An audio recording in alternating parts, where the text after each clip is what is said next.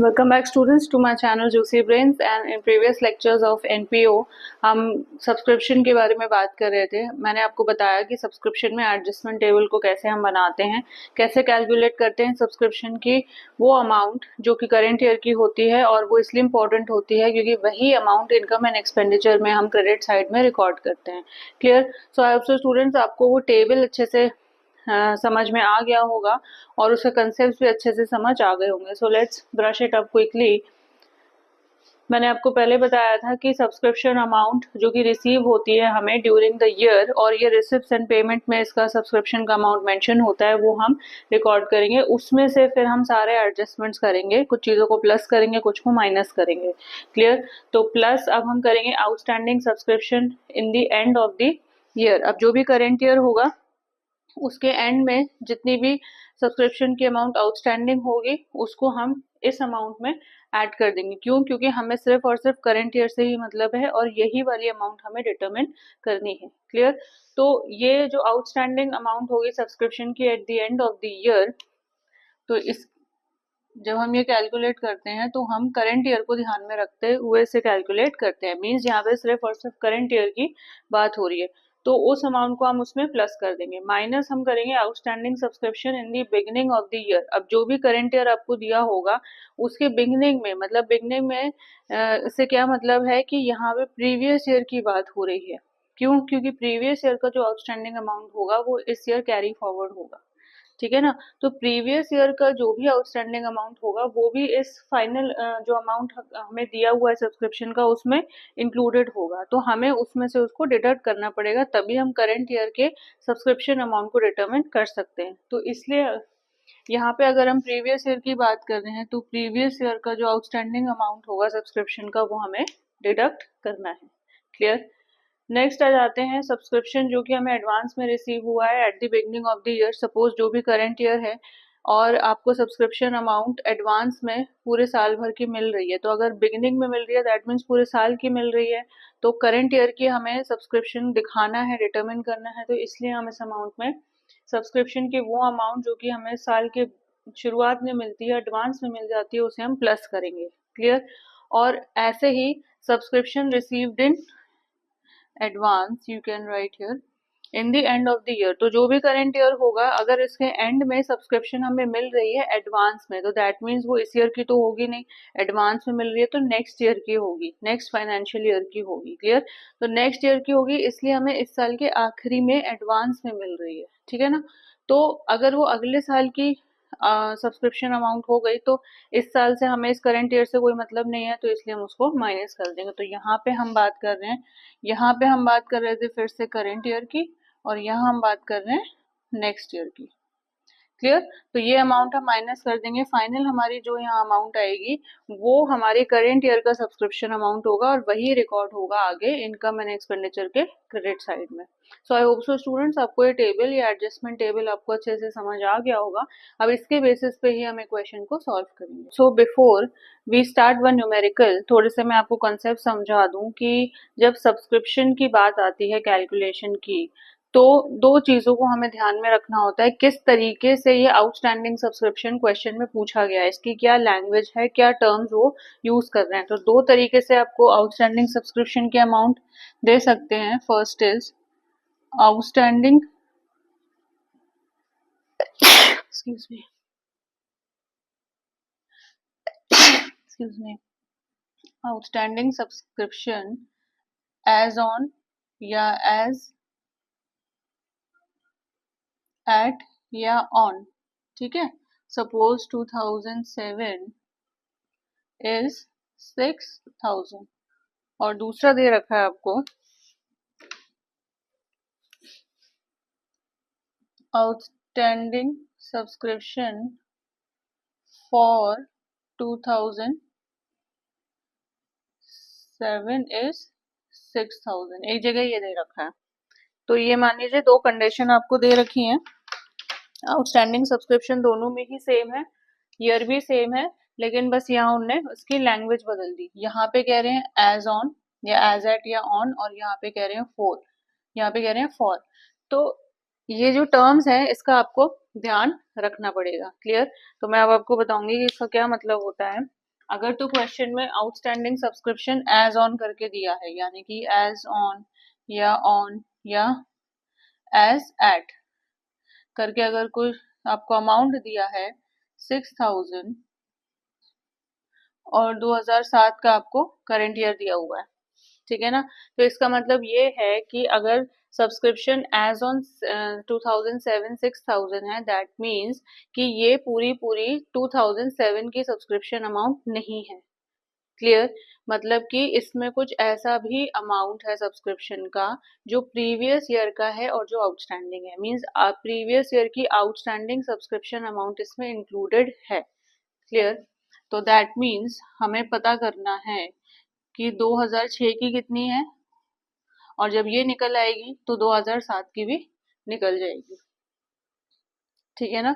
Suppose इसमें से question में आपको दे रखा है कि 1000 2006 की है आउटस्टैंडिंग सब्सक्रिप्शन अमाउंट 2006 में 1000 है, दैट मीन्स 1000 जो पिछले साल का सब्सक्रिप्शन था, प्रीवियस ईयर का आउटस्टैंडिंग सब्सक्रिप्शन था, वो इस साल में कैरी फॉरवर्ड हो गया।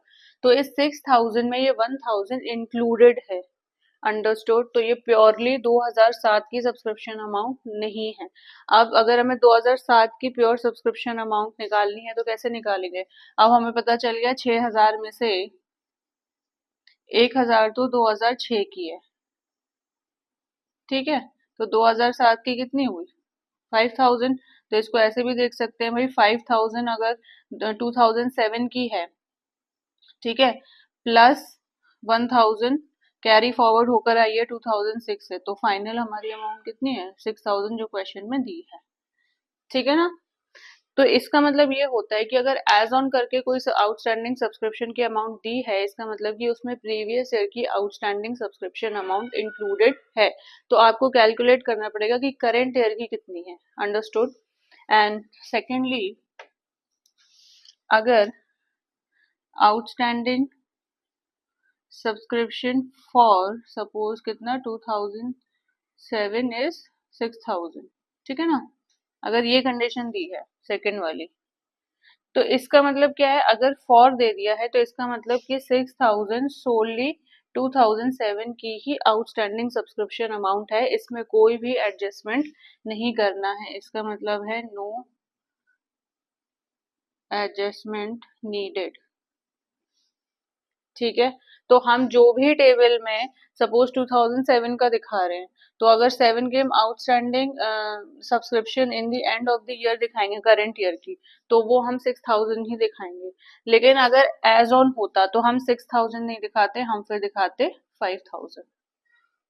क्लियर? क्योंकि हमें पता चल गया कि 2006 की 1000 रुपए सब्सक्रिप्शन थी आउटस्टैंडिंग, तो वो कैरी फॉरवर्ड हुई 2007 में, ठीक है ना।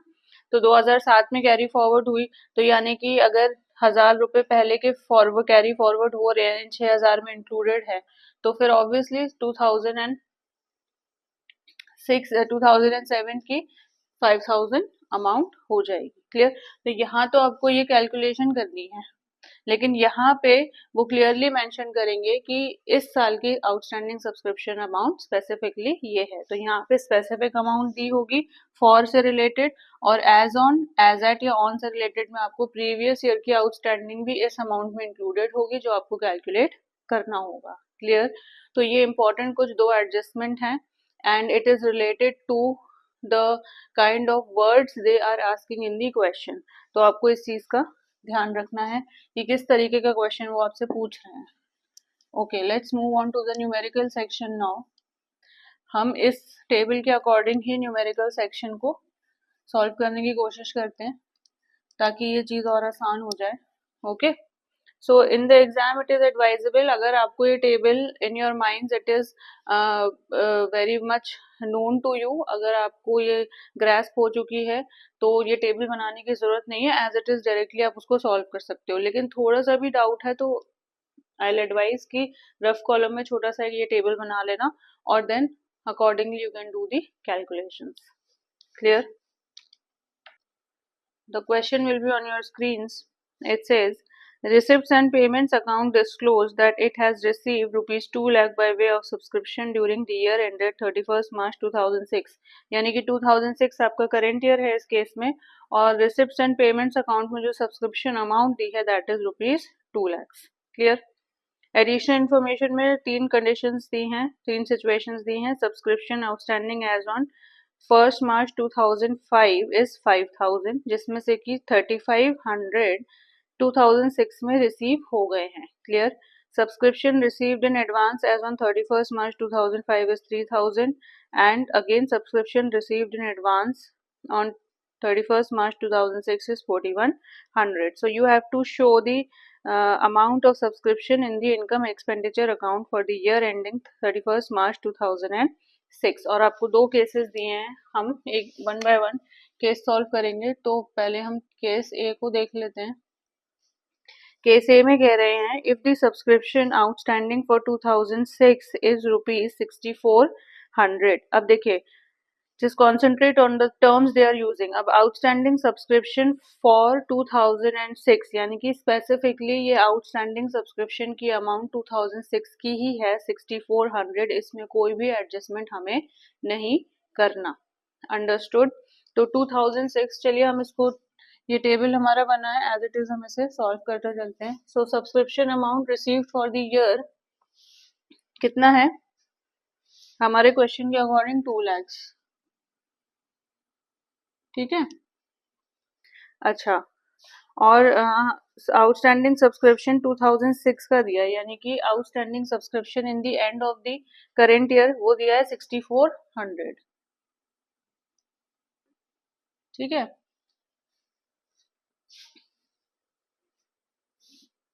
अब हमें ये निकालना है outstanding subscription in the beginning of the year. अब कह रहे हैं 2005. Now just concentrate. 2005 में आउटस्टैंडिंग सब्सक्रिप्शन थी हमारी कितनी? 5000 की. और वो टर्म क्या यूज कर रहे हैं? Subscription outstanding as on 1st April 2005. यानी कि 2005 की अगर टोटल सब्सक्रिप्शन वो 5000 दिखा रहे हैं, इसका मतलब इसमें कुछ अमाउंट ऐसा है जो प्रीवियस ईयर की आउटस्टैंडिंग सब्सक्रिप्शन अमाउंट है. तो प्रीवियस ईयर की आउटस्टैंडिंग सब्सक्रिप्शन अमाउंट 2004 की ही होगी. ठीक है. तो 2004 की सब्सक्रिप्शन अमाउंट हमें निकालनी है और 2005 की भी स्पेसिफिकली सब्सक्रिप्शन अमाउंट हमें निकालनी है. क्लियर? अच्छा, और क्या कह रहे हैं? एक एडजस्टमेंट दिया है छोटा सा, उसमें कह रहे हैं 5000 तो ये टोटल था, out of which 3500 were received in 2006. अब 2006 में अगर 3500 हमें रिसीव हुए, दैट मीन्स कि वो प्रीवियस ईयर की उसमें कुछ 3500 प्रीवियस ईयर का आउटस्टैंडिंग सब्सक्रिप्शन अमाउंट होगा. क्लियर? यानी कि 2005 का जो आउटस्टैंडिंग सब्सक्रिप्शन अमाउंट है वो है 3500.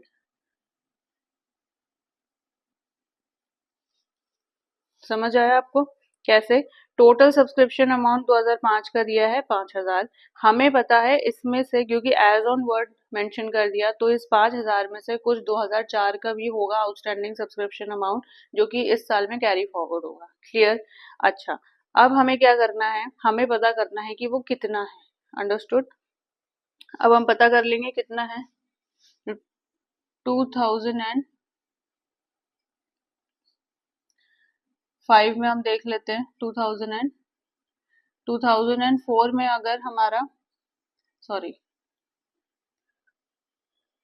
तो अब हम देख लेते हैं कितना है. यानी कि 5000 अगर हमारा 2005 में आउटस्टैंडिंग सब्सक्रिप्शन था और स्पेसिफिकली 3500 हमारा 2005 में था. ठीक है. तो आउटस्टैंडिंग कितना है जो पिछले साल का है, प्रीवियस ईयर का आउटस्टैंडिंग सब्सक्रिप्शन जो इस साल कैरी फॉरवर्ड हुआ, यानी कि ये 2004 का है. कितना है? 1500. Clear? Just don't go wrong with the calculation. If you have any doubt, use your calculators.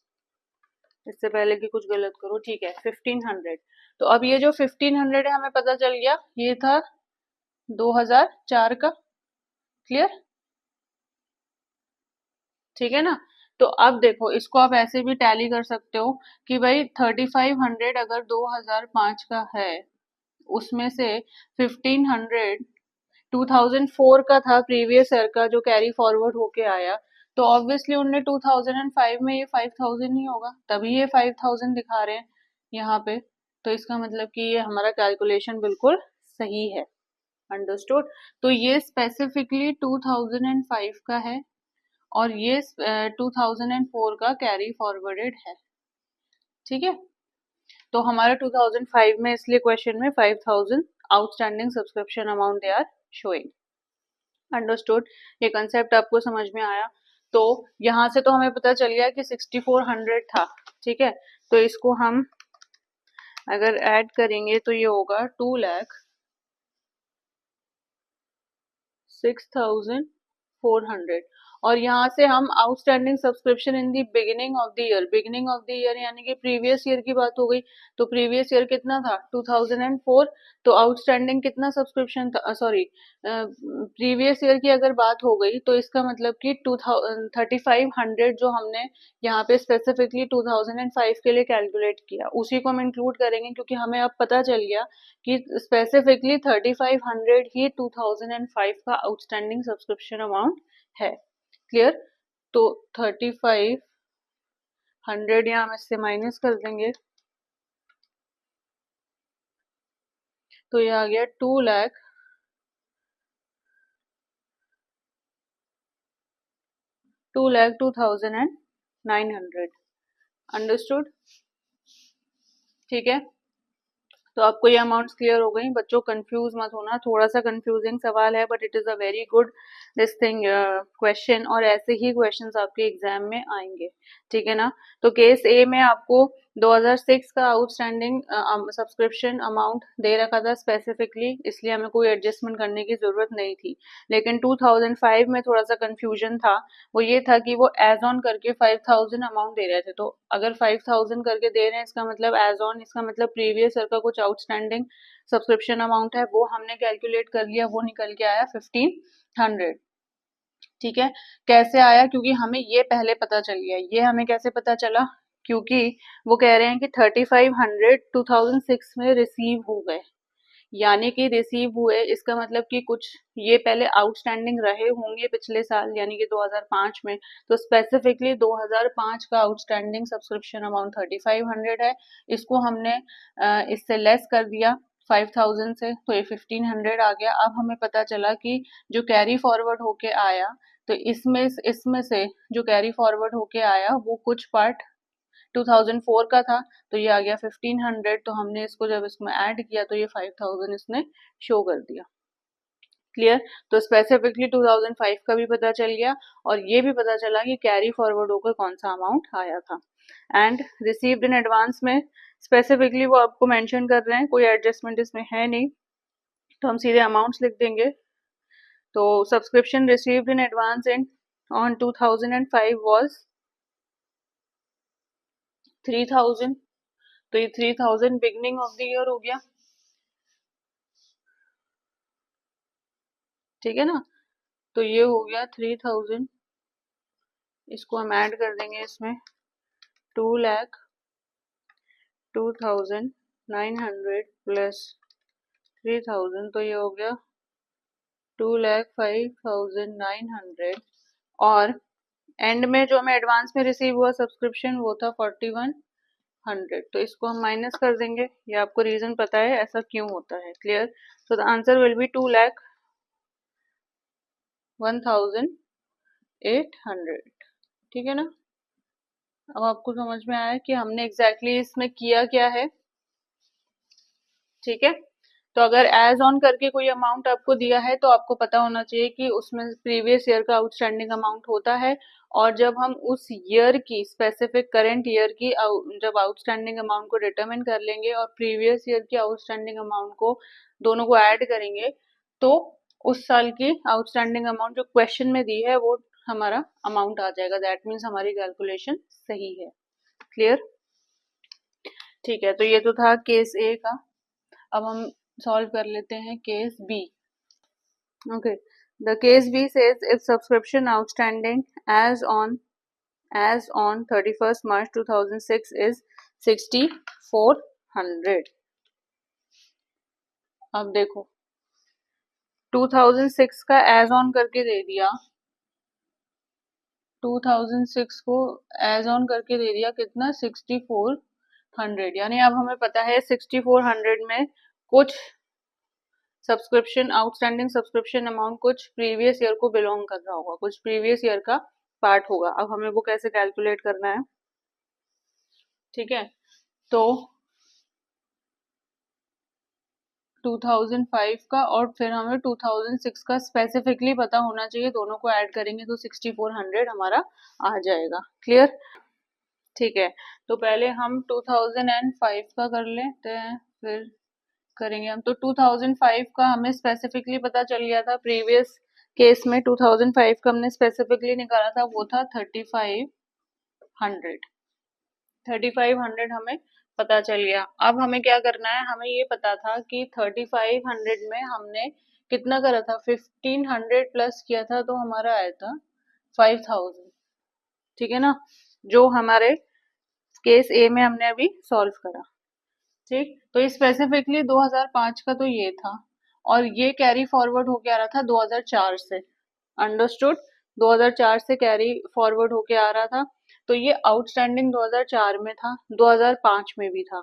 अब क्योंकि 2000, अगर सपोज यहाँ पे 6 का ही ले लेते हैं, अब अगर 2006 में 6400 टोटल आउटस्टैंडिंग सब्सक्रिप्शन दी है, तो 1500 अभी भी आउटस्टैंडिंग है जो हमें नहीं मिली है। 2004 का कैरी फॉरवर्ड हो गया है 5 में, 5 में भी नहीं मिली, तो वो 5 से भी कैरी फॉरवर्ड होके 6 में आया होगा। क्लियर, यानी कि 6400 में 1500 ऐसा अमाउंट है जो अभी भी हमें नहीं मिला। अंडरस्टूड, तो अगर हमें 1500 नहीं मिला तो बाकी का अमाउंट कितना है स्पेसिफिकली, जो 2006 का होगा, 6400 माइनस 1500, दिस इज 4900। तो ये स्पेसिफिकली अब 2006 का आउटस्टैंडिंग सब्सक्रिप्शन यहाँ से निकल के आ गया। अगर ये 1500 का एडजस्टमेंट पहले हो चुका होता या पहले ही आउटस्टैंडिंग था, मिल जाता, 2006 तक कैरी फॉरवर्ड नहीं होता, देन अमाउंट हमारी कुछ डिफरेंट होती। लेकिन क्योंकि ये 1500 वहीं से कैरी फॉरवर्ड होके आ रहा है, ये अभी भी आउटस्टैंडिंग है, और हमें 2006 में हमने लिखा है कि एज ऑन 6400। अब एज ऑन आ गया, एज ऑन मीन्स हमें अब ये 1500 कंसिडर करना ही करना है। पहले केस में फॉर था तो हमने सीधे सीधे 6400 ले लिया था, इसमें 6400 नहीं लेना है। दैट मीन्स इसमें कुछ अमाउंट प्रीवियस ईयर की आउटस्टैंडिंग थी सब्सक्रिप्शन की, जो इस अमाउंट में इंक्लूडेड है। तो वो कौन सी अमाउंट थी, वो थी 1500 की। 1500 कहाँ से निकल के आया, 2005 से निकल के आया, जो हमने प्रीवियसली केस ए में डिस्कस कर लिया था। Is it clear, understood. तो 2006 का है 4900। अब हम इसमें वैल्यू पुट्स कर सकते हैं, ये तो हमारा एज इट इज रहेगा 2 lakhs, ठीक है।